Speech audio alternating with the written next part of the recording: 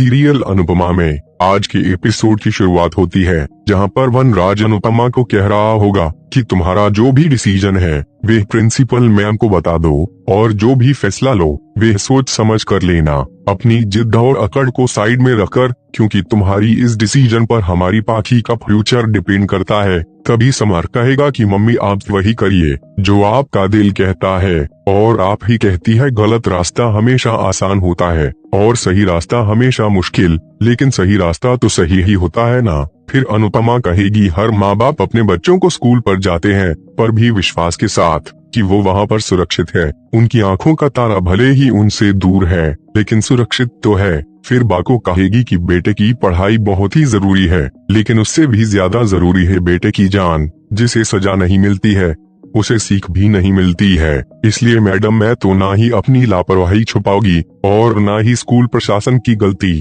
तभी मैडम कहेगी कि अभी भी आपको उस हादसे का बहुत ही गहरा सदमा लगा हुआ है। मैं तो सिर्फ आपसे इतना रिक्वेस्ट करूंगी कि आप अच्छी तरह से सोच समझकर अपना फाइनल डिसीजन कल सुबह तक मुझे बता दीजिए। वो कहकर वहाँ से जा रही होगी। तभी अनुपमा उसे कहेगी मैं गलत नहीं हूँ और आप भी यह जानती हो। तभी मैडम कहेगी कि मैं सिस्टम को भी जानते हूँ। वो कहकर वहाँ से चली जाएगी तो वही दिखाया जाएगा कि वनराज काव्या के घर पर जाएगा। तभी काव्या उसे कह रही होगी कि अनुपमा ठीक तो है ना। तभी वनराज कहेगा ठीक है, लेकिन उसके हाथ थोड़े से जल गए हैं और तुम अभी मुझे यह मत कहना कि तुम वहाँ पर क्यों गए थे, क्योंकि मुझे वहाँ पर पाखी ने बुलाया था। तो काव्या कहेगी कि आज का इंटरव्यू तो तुम्हारा मिस हो गया, लेकिन तुम कल के इंटरव्यू पर ध्यान दो। तभी वनराज कहेगा कि मैं कैसे ध्यान दूं, या अनुपमा को महान बनने का शौक चढ़ा हुआ है। उन्हें तो ना ही अपनी नौकरी की फिक्र है और ना ही पाखी की पढ़ाई की। उसकी जिद की कीमत सिर्फ उसे नहीं पूरी फैमिली को चुकानी पड़ेगी। दूसरी तरफ दिखाया जाएगा कि अनुपमा नोटिस हाथ में लेकर खड़ी होगी। तभी चारों तरफ से उसे दिखाई दे रहा होगा कि सभी लोगों उसे ही साइन करने के लिए बोल रहे होंगे, लेकिन बाद में अनुपमा कान्हा जी के पास जाकर उसे कहेगी कि सॉरी आज तो मैं पूजा भी नहीं कर पाए। तभी वहाँ पर किंजल आ जाएगी और कहेगी कि आप मुझे बता दीजिए कि कैसे करनी है। तभी अनुपमा कहेगी कि 25 साल में पहली बार मैं कान्हा जी को भोग भी नहीं बना पाऊंगी। तभी किंजल कहेंगी कि कान्हा जी भी जानते हैं कि आपकी मजबूरी है। फिर किंजल को कहेगी कि तू मेरे साथ चल, मैं तुझे बताती हूँ तू वैसे बनाना। तभी दोनों किचन में जाएंगे। तभी वहाँ पर काम कर रही होगी। तभी अनुपमा कहेगी कि आपको मेरी वजह से आज काम करना पड़ रहा है। तभी बा कहेगी कि तू जैसी भी है बल्कि कामचोर तो नहीं है। जिन्हें से काम करने की आदत होती है ना, वो जब काम ना कर पाए तब कितनी लाचारी महसूस करते हैं वे मुझसे ज्यादा तो कौन समझ सकता है। जब मेरे घुटनों का दर्द बढ़ जाता है तो एक गिलास पानी के लिए दूसरों को कहना पड़ता है, तब जाकर पानी मिलता है। लोग मोटापे से नहीं बल्कि बीमारी से हार जाते हैं, लेकिन काम करना कोई मुश्किल काम नहीं है। और तू जाकर अभी आराम कर, और मेरा हाथ बटाने के लिए भी किंजल है ना, और बाद में झिलमिल भी आ जाएगी। तभी अनुपमा इमोशनल हो जाएगी और बा को कहेगी कि काश मैं कुछ कर पाती। तभी बा कहेगी कि तू चाहे तो कर सकती है, तू और बर्बादी होने से रोक सकती है। बाद में दिखाई देगा कि सभी लोग नाश्ता करने के लिए बैठे होंगे। तभी पाखी पोहा खा रही होगी तो किंजल बताएगी कि वह मैंने बनाया है। फिर समर खाकर कहेगा कि ठीक तो है, इसमें क्या प्रॉब्लम है। तभी तो शिव कहेगा कि तुम काव्या के हाथ का स्नेकस खाकर तुम टेस्ट ही भूल गई हो। तभी पाखी कहेगी कि इसमें टेस्ट ही नहीं है। दूसरी तरफ वह अपने हाथों से ही अनुपमा को खिलाने लगेगी तो वही समर कहेगा कि अगर भाभी ट्राई कर रही है तो उन्हें सपोर्ट करना तो सीखना। तभी पाखी कहेगी कि समर तू भी किंजू करने लगा। मम्मी और तो शुभाई तो किंजल भक्त है ही, तूने भी किंजल फैन क्लब ज्वाइन कर लिया ना।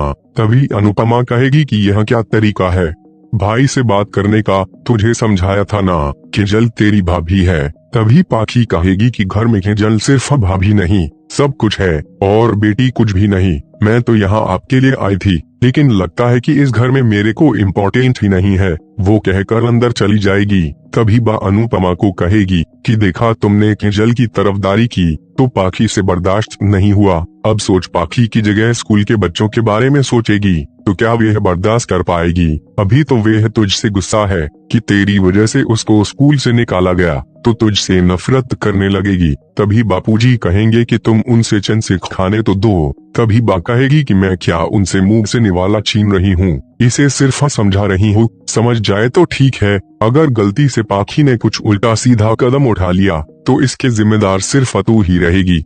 दूसरी तरफ दिखाई जाएगा कि वनराज के फोन में किसी का फोन आया होगा और कह रहा होगा कि मैं अभी बात कर लेता हूँ। दूसरी तरफ दिखाया जाएगा कि मीडिया वाले अनुपमा के घर पर आ जाएंगे तो समर उसे रोक रहा होगे। तो मीडिया वाले कह रहे होंगे कि आप हमें जाने दीजिए, हमें उनसे सवाल पूछना है। फिर मीडिया वाले अनुपमा को सवाल करने लगेंगे कि जो हादसा हुआ उसके बारे में हमें आपसे बात करनी है। बाद में मीडिया वाले बहुत ही ज्यादा सवाल करने लगेंगे। तभी वहाँ पर वनराज आ जाएगा और कहेगा केवल न्यूज को ब्रेकिंग न्यूज बनाने की जरूरत नहीं है। तभी मीडिया वाले कहेंगे कि सवाल पूछना हमारा हक है। तभी वनराज कहेगा कि जवाब देना हमारी ड्यूटी नहीं है। हमारी फैमिली में से कोई भी इंसान आकर कोई भी जवाब नहीं देगा। अगर आपको कोई पूछना है तो स्कूल मैनेजमेंट से जाकर पूछिए।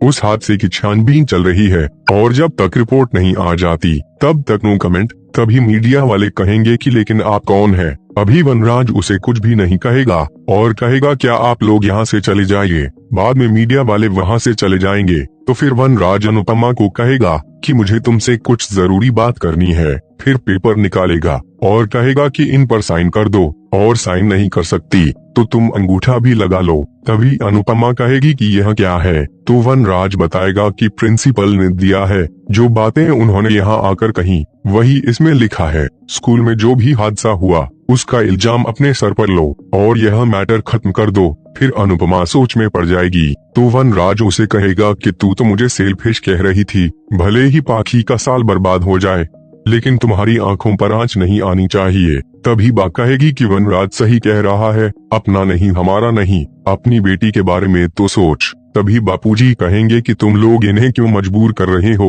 उन्हें जो फैसला लेना है वह लेगी। तभी वनराज कहेगा कि फैसला नहीं बल्कि बेवकूफी होगी। अगर अनुपमा ने कोई मैनेजमेंट की और प्रिंसिपल की बात नहीं मानी तो उनको स्कूल से निकाल देंगे और पाखी का पूरा साल बर्बाद भी हो जाएगा। तभी वहाँ पर पाखी आ जाएगी तो वनराज उसे कहेगा कि अगर तुम्हारी माँ ने सही नहीं की। तभी पाखी कहेगी कि मम्मी आप सोच क्यों रही हो, मुझे स्कूल से निकाल दिया तो मेरा पूरा साल बर्बाद हो जाएगा, मेरे फ्रेंड मुझसे आगे निकल जाएंगे और मुझे तो कहीं पर एडमिशन भी नहीं मिलेगा। और मम्मी आपने फैमिली तो खराब कर ही दी, अब आप मेरी लाइफ खराब मत कीजिए।